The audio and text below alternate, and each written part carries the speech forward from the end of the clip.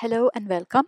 I'm Gayatri. In today's tutorial, I am showing how I made 4 masculine cards and a coordinating gift card holder.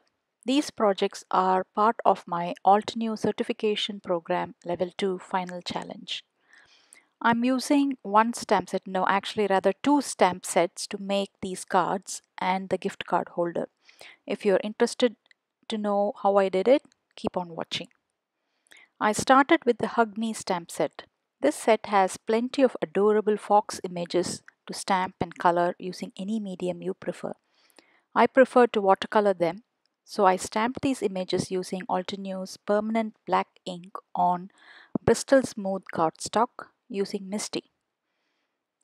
For coloring these images, I picked the Sun-Kissed Sweet Leaf and Lava Rock brush markers from the Tropical Fiesta watercolor brush marker set.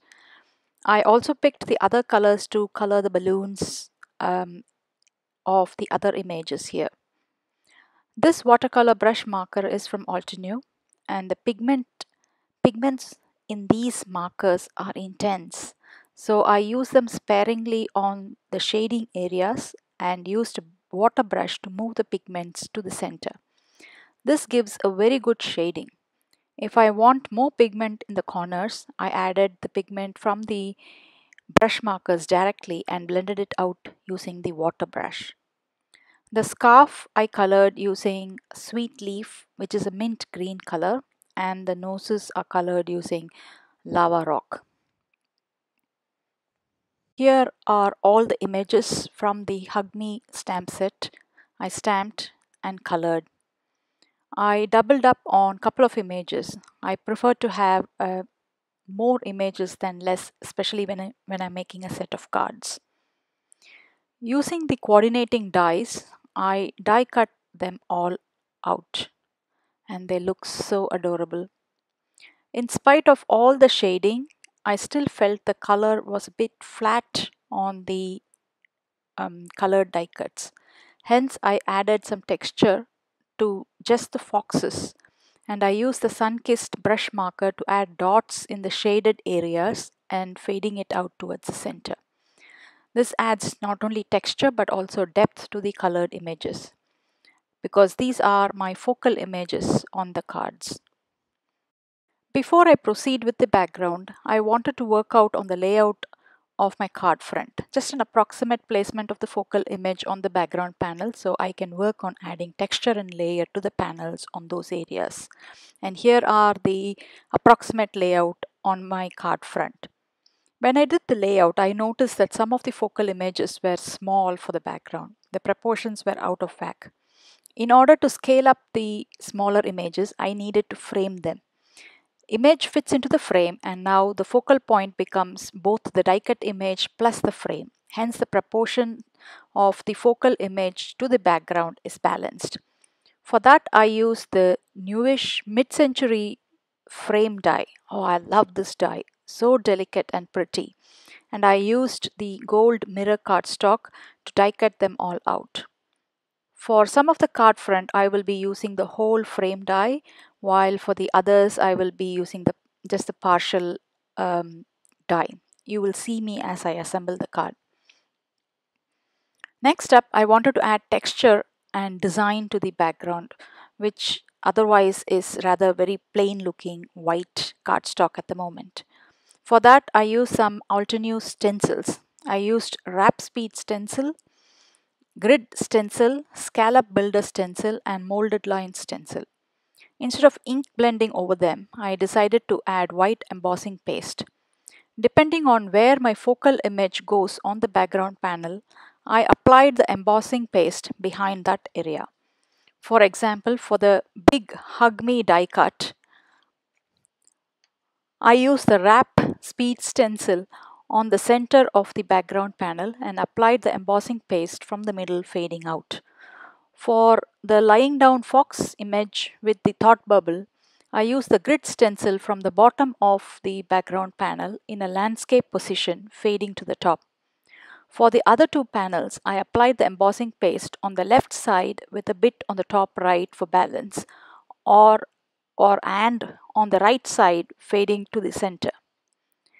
By not covering the entire background panel with the embossing paste, I only add texture and layer where it is needed and kept the rest of the white space open. Having white space draws the eye to where the focal image or the sentiment or the color or the texture or all of the above layered is. So the card front doesn't look cluttered or confused with a lot of elements. Here are all the 4 background panels with the embossing paste over stencil all dried up. As another layer and to give a glow effect, I wanted to add color over the stenciled areas. I chose a muted yellow called Fossilized Amber Distress Oxide ink to sponge over the stenciled area fading towards the center. Just a light touch, not too heavy. The color over the embossed areas make the white embossing paste pop up a little bit because white embossing paste on a white background usually gets lost. I sponged this muted yellow on all the 4 panels. Then I trimmed the panels.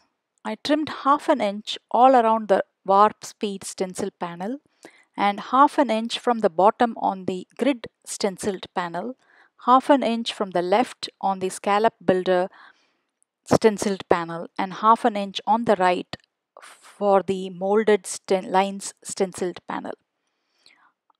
I also used Altenews jet black spray to add black spatter on all the 4 background panels. The spatters are now dry. Now I want to bring in another color and pattern to the card. For that, I used Blushing Blooms pattern paper pack from Altenews. I love the navy hexagonal pattern papers in this pack, and the navy goes well with the muted yellow and the orange. One of the pattern paper I trimmed to the size of the card front. This will go behind the wrap stencil panel. Then I trimmed 3 1-inch strips for the rest of the 3 cards. Let's move on to assembling the cards first. I have used white cardstock as my card base. I started with the Hug Me focal image.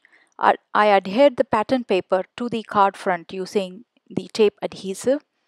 Then I mounted the embossed background panel on top using foam adhesive. I then followed up by gluing down the mid-century frame die and finally the Hug Me image on top using the foam adhesive. Adding foam adhesive behind the background panel as well as the focal image adds another layer of dimension to the card without adding bulk. And I love adding textures and dimension specifically for masculine cards. The mid-century frame die has quickly become one of my favorite die from Altenews. They are so delicate, so pretty, and they frame any focal image so beautifully. I think this die is a must-have in your collection. So here I adhere the Hug Me focal image on top of the mid-century frame die, and this is card number 1 done. I have not yet done the sentiments. I will do that after assembling all my 4 cards. Next card, I adhered the strip of pattern paper on the left side of the card front. I used Altenews tape adhesive here and I trimmed off the excess. Then I adhered the embossed background panel using foam adhesive again on the right side of the panel, but this panel overlaps the pattern paper a little. The mid-century modern frame die, I adhered it a bit offset on the left side of the panel on top of the embossed area, and I trimmed off the excess. Finally, the focal image on top of the frame die using foam adhesive, and this card is done. This is card number 2. Card number 3 is a landscape design. So I adhered the pattern paper strip on the bottom of the card front, again using foam adhesive. The embossed panel on top of the card front using foam adhesive, and this embossed panel again overlaps the pattern paper a little.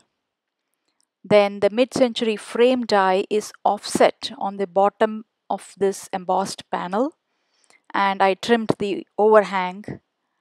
Then the focal image, or images in this case, is mounted using foam adhesive.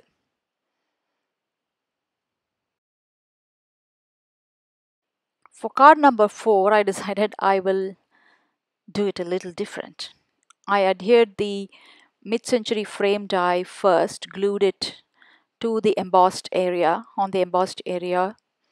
Then I decided to adhere the strip of pattern paper on the bottom, or on the right side of the card front, not on the bottom. This is a portrait card. I trimmed off the overhang.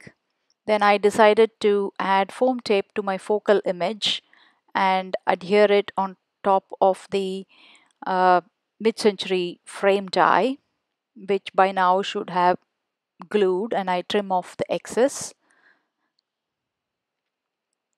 And then I add the foam adhesive to the card base and adhere the embossed panel onto the card front, and this panel overlaps the pattern paper a little, as in case of the previous cards.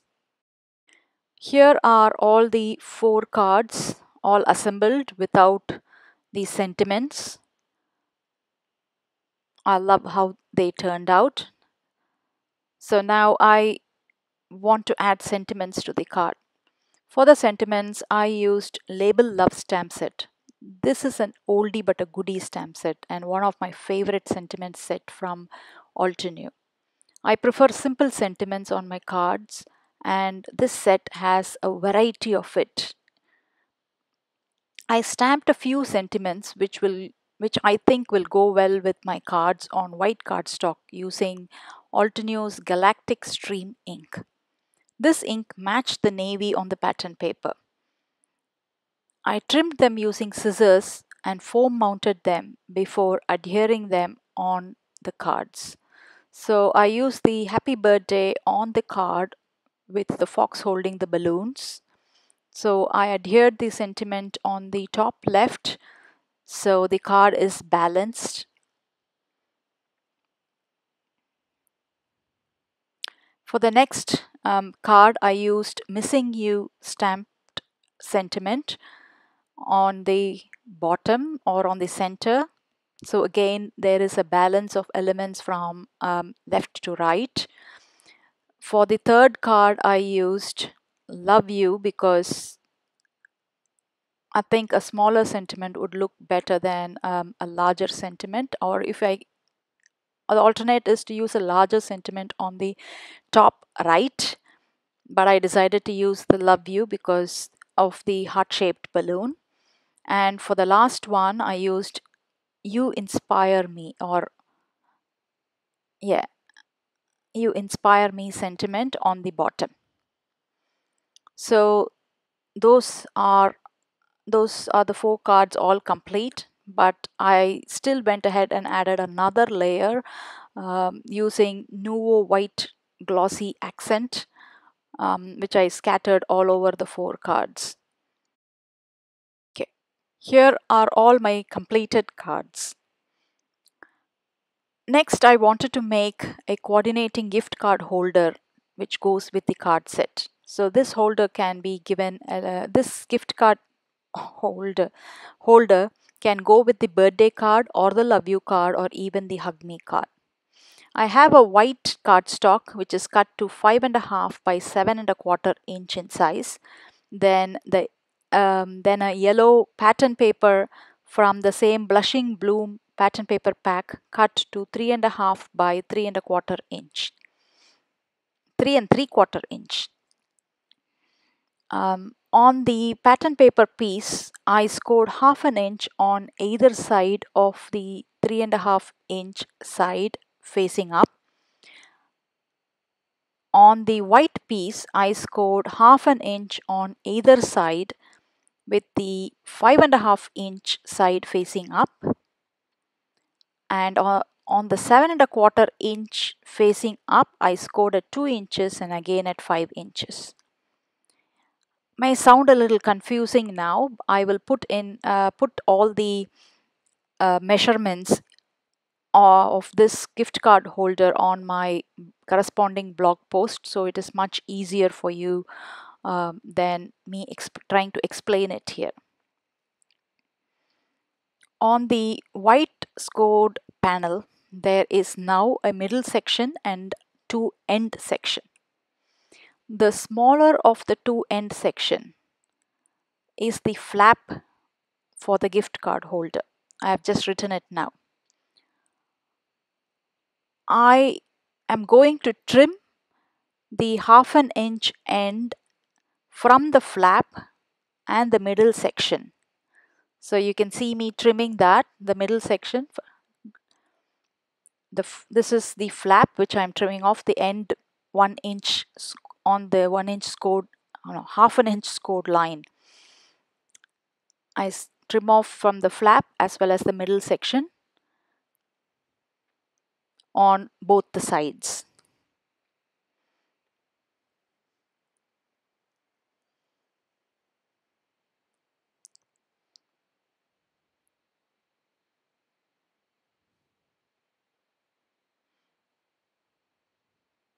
Then I trim off a tiny triangle notch from the rest of the flap, because when I fold the flap, it's much easier and doesn't cause a see, when I actually fold now and then adhere this flap back, it makes a beautiful pocket without having a nudge. So I folded and creased all the folds, and when I fold now, the bottom bit makes a pocket and the top flap folds to make a gift card holder. Using the 1/4 inch corner rounder, I rounded every angled area of this gift card holder.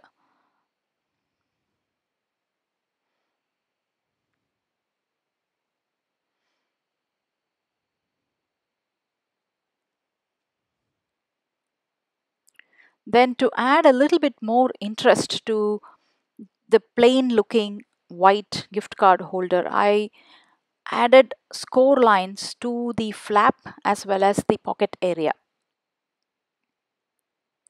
So visually it adds a little bit more interest than the rather plain white gift card holder.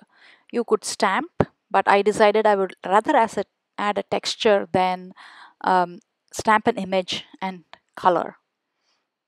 Because this is a white cardstock and not a Bristol smooth cardstock, I didn't want to stamp and color the image using watercolor medium, because since this gift card is going to coordinate with the card set and I used watercolor medium to color my focal images there, I would prefer to use a watercolor medium to color my stamped images on this panel. But since I used a regular cardstock and not Bristol, I wasn't able to do it.